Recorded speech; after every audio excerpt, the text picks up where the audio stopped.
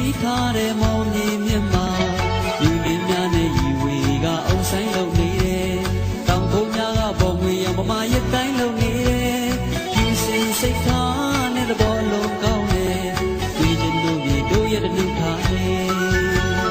ဝဲတဲ့စကားတစ်မျိုးလေးချစ်စရာလေးလောက်ပန်းကြီးကြီးရဲ့မြေအိုးစီကြီးတီးလို့ပြောနေစစ်စစ်တိုင်းတွေလို့ပြောပြီးတို့များရိုးရပွဲရိုးရမွေကိုထိန်လို့ပြောပြီးကောင်းရင်တိတ်နေပွဲ